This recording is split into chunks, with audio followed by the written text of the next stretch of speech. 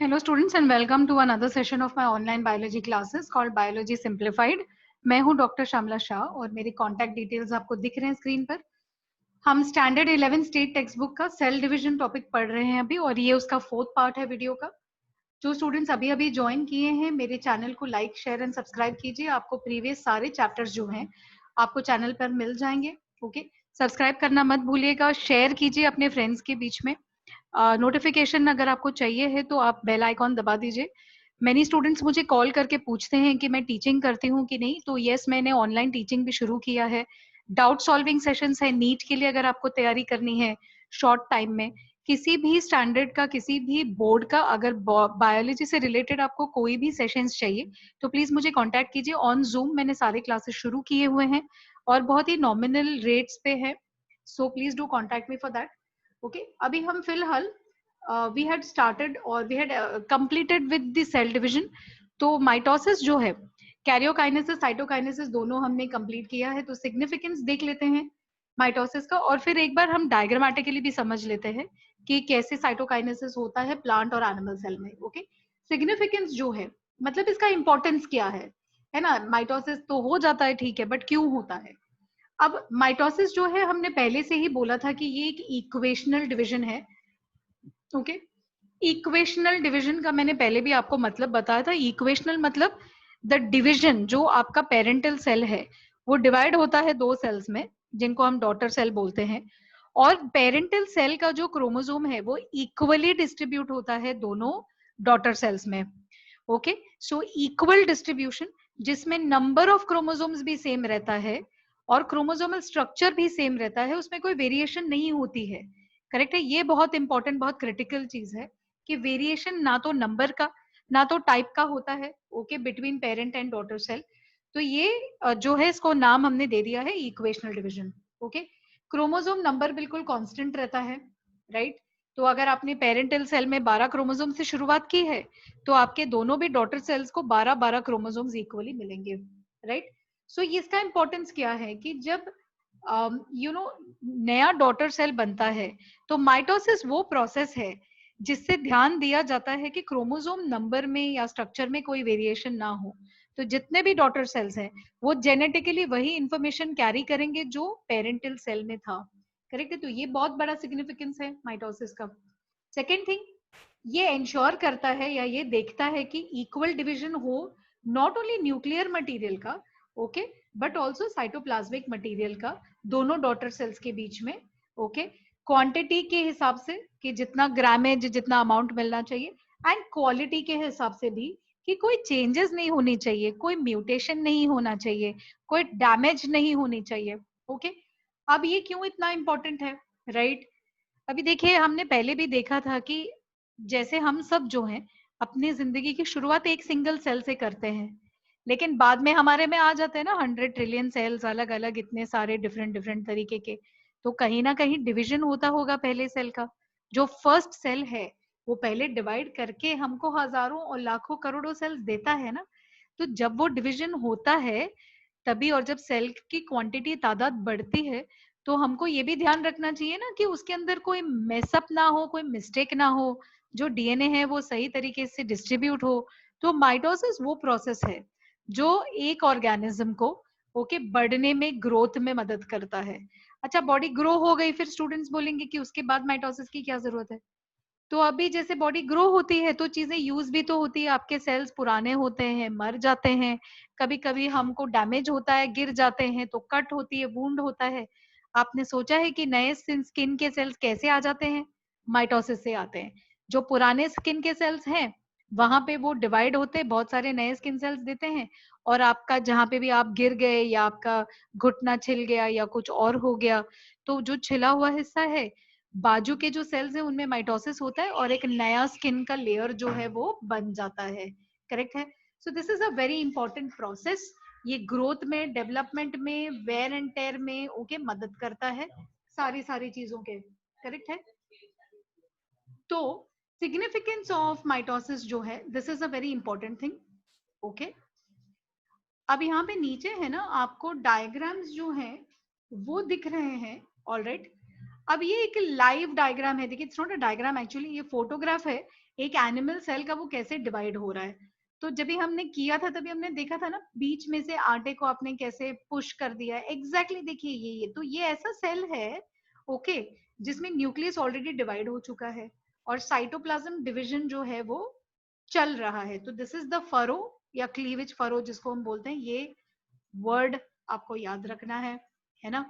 कैसे होता है, सेंटर से एक माइक्रोफिलामेंट की छोटी सी रिंग बन जाती है, ये रिंग दोनों हिस्सों पे अटैच हो जाती है और अंदर से खींचना शुरू करती है, करेक्ट है। पूरे सेल मेम्ब्रेन के राउंड वो एक रिंग बनाता है, खींच देता है मेम्ब्रेन को, और जब मेम्ब्रेन बिल्कुल सेंटर पे पहुंच जाती है तो दोनों डॉटर सेल्स जो है ये सेपरेट हो जाते हैं। ये क्या प्रोसेस था, this was the process in animal cells, correct ना। तो अभी प्लांट सेल्स में हमने क्या बोला था, प्लांट सेल को ऐसे खींचना पॉसिबल नहीं है क्योंकि देखिए बाहर जो सेल वॉल है इधर क्लियर नहीं है, बट ये जो लाइंस दिख रही है ये सेल वॉल है सेल्यूलोज के, जो काफी हार्ड है, कड़क है, तो इसको हम ऐसे खींच नहीं सकते अंदर से। तो मैंने क्या बताया था आपको, जैसे आपको एक रूम के दो हिस्से करने, आप सेंटर से उसको पार्टीशन या वॉल बना देंगे। तो यहाँ पे देखिए दो न्यूक्लियस बन गया, ये एक ही सेल है, इतना ये जो दिख रहा है ये उसका बाहर का सेल वॉल है। तो अभी क्या होगा, सेल के सेंटर में छोटे छोटे से सैक्स आ जाएंगे जिसमें सेल्यूलोज और सारा मटेरियल है जो वॉल बनाने में काम में आता है, एंजाइम्स वगैरह। फिर ये आपस में फ्यूज होके देखिए सेंटर से सेल प्लेट की फॉर्मेशन हो गई। ये पहला मिडल लैमेला पतला सा जो सेल प्लेट फॉर्मेशन है, ये यहां से बन के बाहर की तरफ ऐसे ग्रोथ होती चली जाएगी दोनों साइड पे, और जब भी ग्रोथ आके यहाँ टच हो जाएगी बॉर्डर पे, तभी हम ये बोलेंगे कि दो सेल तैयार हो गए ना। अभी उनकी साइज वाइज थोड़ी सी बढ़ जाएगी और वो नॉर्मल प्लांट सेल्स हो जाएंगे, करेक्ट है। तो यहाँ पे हमने साइटोकाइनेसिस एंड कैरियोकाइनेसिस दोनों प्रोसेसेस कंप्लीट किए हैं, करेक्ट है। अभी कंटिन्यूएशन है कि माइटोसिस का यूज क्या है।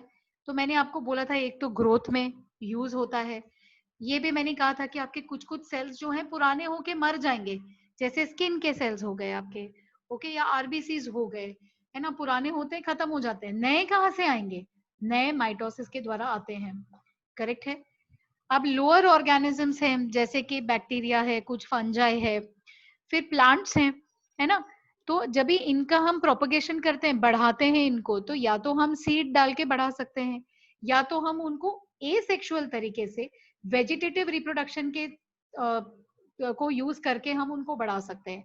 तो वेजिटेटिव प्रोपगेशन एक्चुअली क्या है, वो एक तरीके का माइटोसिस ही है। सिंपल चीजें देखिए, समझिए कि आलू है, उसमें वो छोटे छोटे बर्ड्स आते हैं, तो सब लोगों ने देखे हैं ना, बटाटे में छोटे से बर्ड्स ग्रीन कलर के आ जाते हैं। अगर आप उनको काट के पानी में या सॉइल में डाल देंगे तो आपको आलू का झाड़ आएगा, है ना। तो आपने कोई बीज या कुछ और तो नहीं किया, जस्ट एक आलू का टुकड़ा आपने काटा जिसमें उसमें उसको बर्ड्स बोलते हैं, तो उसके बर्ड या आई को आपने डायरेक्टली डाल दिया। तो ये तो सेक्सुअल रिप्रोडक्शन नहीं है ना। लेकिन उस छोटे से बर्ड से माइटोसिस हो होके फिर हर एक सेल अपने अपने काम करना शुरू कर देते हैं और आपको एक पूरा झाड़ मिल जाता है, ओके, जिसके एग्जैक्टली वैसे ही रहता है जैसे जिस बटाटे से आपने निकाला था पीस, एग्जैक्टली वही जेनेटिक कंपोजिशन, एग्जैक्टली वही नेचर का आपको नया झाड़ तैयार मिल जाता है। तो ये है माइटोसिस, है ना। एसेक्सुअल या vegetative reproduction is nothing but mitosis, ठीक है। माइटोसिस और भी एक इंपॉर्टेंट काम करता है, वो न्यूक्लियस और साइटोप्लाज्म के रेशियो का ध्यान रखता है। जब सेल बढ़ना स्टार्ट होता है, ग्रो होता है, बड़ा होता है, ओके, उसके अंदर की क्वांटिटी बढ़ जाती है चीजों की, तो एक पर्टिकुलर लेवल के ऊपर अगर वो बढ़ता चला जाएगा तो वो ब्रेक हो जाएगा। तो सेल में माइटोसिस वो प्रोसेस है, ओके, जो न्यूक्लियस और साइटोप्लाज्म के बीच का जो प्रोपोर्शन है, जो रेशियो है, उसको वो मेंटेन करता है। जैसे ही न्यूक्लियस बहुत छोटा हो गया, साइटोप्लाज्म पता चला बढ़ते ही जा रहा है, बढ़ते ही जा रहा है, तभी सेल से अंदर ट्रिगर आता है कि नहीं अभी हमको डिवाइड करना पड़ेगा, okay, so that the cell regains its original size. तो ये बहुत इंपॉर्टेंट है ना। माइटोसिस एक रिलायबल प्रोसेस है, रिलायबल मतलब ये जनरली चूकता नहीं है, ओके। टिपिकली जैसे मैंने बताया था, आपका पेरेंटल सेल जो है उसी तरीके का डॉटर सेल एग्जैक्टली वैसे का वैसे ही जेनेटिक उसका जो कंपोजिशन है वो मेंटेन रहेगा, है ना।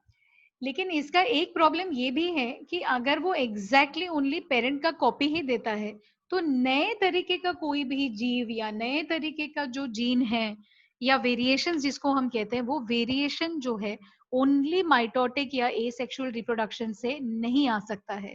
करेक्ट है। तो अभी हम जब बाहर देखते हैं तो ये इतनी तरीके की जो वेरिएशन है, इतने एक ही प्लांट के अलग अलग प्रजातियां, एक ही इंसेक्ट के अलग अलग स्पीशीज, ओके, ये जो वेरिएशन है ये लाइफ को सस्टेन करने के लिए जरूरी है। क्यों? क्योंकि एक ही तरीके का जीन अगर रहेगा, करेक्ट है, तो अगर कोई बीमारी आ जाएगी तो जेनेटिकली सब एक ही जैसे रहेंगे तो सब खत्म हो जाएंगे, है ना। तो हमको वेरिएशन इंट्रोड्यूस करना बहुत जरूरी है। और वेरिएशन इंट्रोड्यूस करने वाला जो सेल डिविजन प्रोसेस है, that division is called meiosis.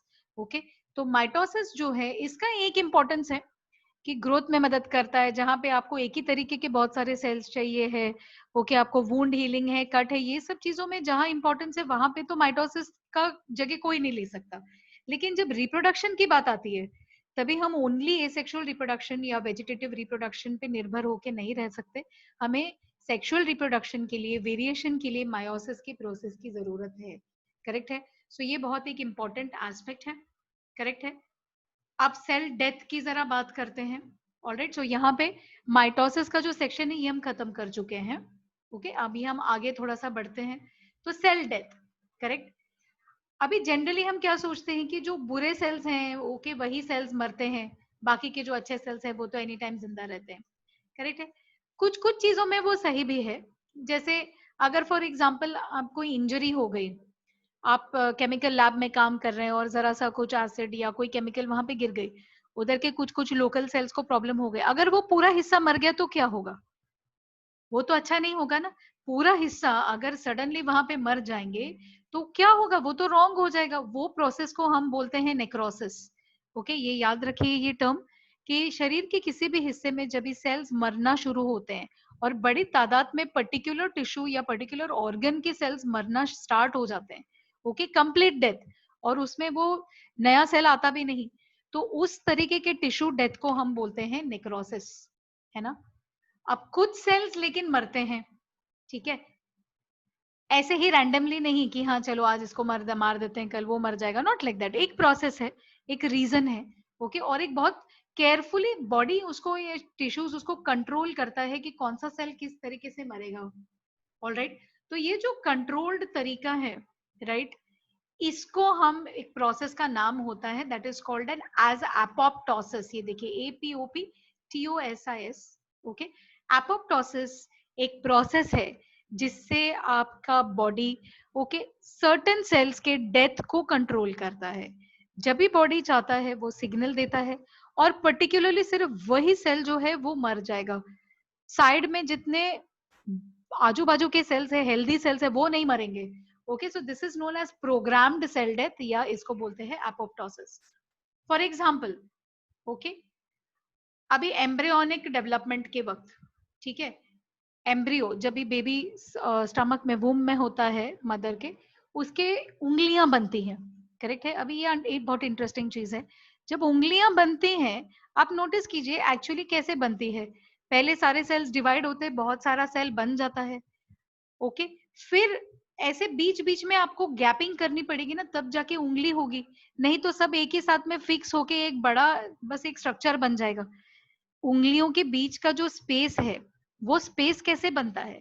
तो बीच बीच में वो बड़ा सा जो लंप आपने बना दिया है सेल्स का, उसके बीच में आपको थोड़ा सा कटिंग, स्पेसिंग, और कुछ कुछ सेल्स को आपको मारना पड़ेगा, है ना।